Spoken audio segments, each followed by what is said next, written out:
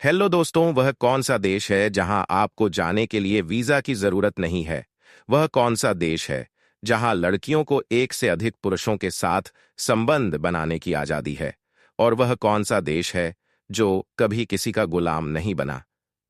तो दोस्तों, ये सब जानने के लिए बने रहे वीडियो के एंड तक। दोस्तों, वीडियो शुरू होने से पहले अगर नहीं किया तो वीडियो को लाइक जरूर कर दें और चैनल को सब्सक्राइब करके बेल आइकन भी जरूर दबा दें। तो चलिए शुरू करते हैं आज की इस दिलचस्प वीडियो को। दोस्तों, नेपाल हिमालय की गोद में बसा एक छोटा सा देश है जो अपनी खूबसूरत झील और पहाड़ और बांधों के लिए पूरी दुनिया में मशहूर है। तो दोस्तों, मैं आपकी जानकारी के लिए बता दूं कि नेपाल एक ऐसा देश है जो कभी भी किसी देश का गुलाम नहीं हुआ। चाहे इस देश ने कितनी भी परेशानियां यह मुश्किलें सही हो, लेकिन यह देश कभी भी किसी का गुलाम नहीं हुआ।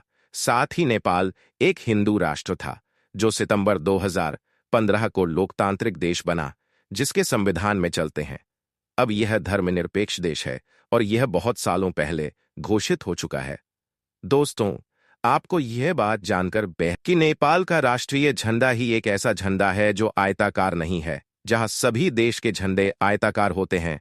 और दुनिया जहां आज पांचग इंटरनेट तक पहुंच चुकी है, मीडिया तक पहुंच चुकी है, तो वहीं नेपाल की दुनिया सबसे शीलो नेटवर्क चलाता है और यहां के लोग काफी परेशानी का सामना करते हैं। और नेपाल की डाउनलोडिंग स्पीड 256 MB से भी कम आती है और यहाँ लोगों के द्वारा एक दूसरे को हथेली जोड़कर और थोड़ा सा झुककर नमस्कार बोला जाता है, जैसा कि पड़ोसी देश भारत में भी यह सब कुछ बोला जाता है, जिसका हमारे देश में और नेपाल में सादा सा अर्थ माना जाता है।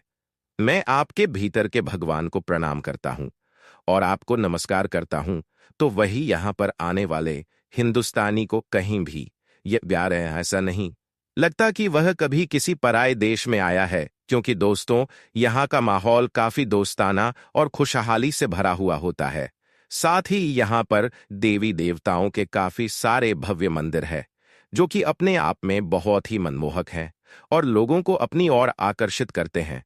तो वहीं नेपाल तंबाकू के लिए भी बहुत ही ज्यादा जाना जाता था, लेकिन अब यहाँ पर चरस गांजा बेचना या खरीदना गैर कानूनी है। साथ ही साउथ एशिया का सबसे पुराना देश है नेपाल और यहाँ पर 123 भाषा बोली जाती हैं।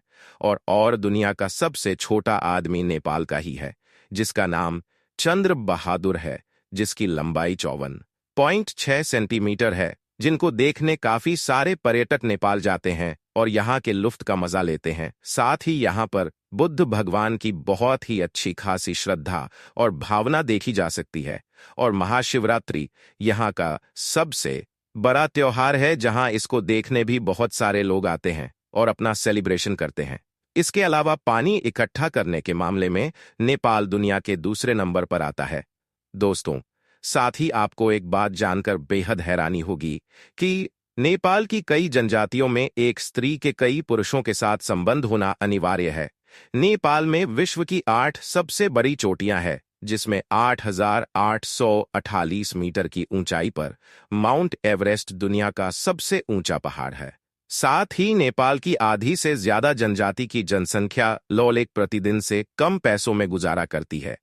इसीलिए नेपाल दुनिया के सबसे गरीब देशों में से एक है, जहां भारत में साप्ताहिक अवकाश रविवार को होता है, वही नेपाल में साप्ताहिक अवकाश शनिवार को होता है, जहां सीता माता के जन्म स्थल नेपाल में हुआ था, जहां राम भगवान के जन्म स्थल के नाम पर एक टेंट बना हुआ है। तो वहीं जनकपुरी नेपाल में सीता माता के जन्म पर एक विशाल सीता महल बना हुआ है। दोस्त, और नेपाल की लुप्त प्रजाति में सुंदर हिम तेंदुआ और लाल पांडा एक सीख का काफी चर्चा है। नेपाल का सबसे ज्यादा फेमस फास्ट फूड मोमोज हैं। दोस्तों, साथ ही नेपाल की आधी जनसंख्या ने कभी शराब को पीकर ही नहीं देखा है और नेपालियों की आधी से ज्यादा जनसंख्या का घर काठमांडू में ही है। दोस्तों, मैं आपको बता दूं, ज्यादा देर तक हाथ मिलाने का रिकॉर्ड भी 2 नेपालियों के हाथ में ही है, जिसमें उन्होंने करीब 32 मिनट तक हाथ मिलाया। नेपाल में खाना खाने के लिए कभी उल्टे हाथ का प्रयोग नहीं किया जाता, क्योंकि यहाँ पर उल्टे हाथ से खाना खाना गलत माना जाता है और यहाँ की सभी जनजातियों में सीधे हाथ से ही खाना खाया जाता है। यहाँ कम से कम 872 तरीके की पक्षियों की प्रजातियां पाई जाती हैं। वही दोस्तों, तब से आज तक नेपाल और ये है इंडो ऑस्ट्रेलिया फ्रेंड आज भी चल रहा है और अगले 10 मिलियन सालों में 1500 किलोमीटर की यात्रा पूरे एशिया में कर चुका होगा। नेपाल की नदी हिमालय से भी ज्यादा पुरानी है, बहुत ज्यादा पुरानी है। बहुत ज्यादा परिस्थितियों के चलते पश्चिमी और पूर्वी हिमालय के बीच बांटा गया था। तो दोस्तों, वही नेपाल में कभी जाति धर्म को लेकर दंगा फसाद नहीं किया जाता है। इस देश में कभी भी किसी धर्म या समुदाय का कभी कोई खून का एक कतरा भी नहीं बहा है, जबकि यह विभिन्न अच्छी धार्मिक जातियों का आशियाना भी है।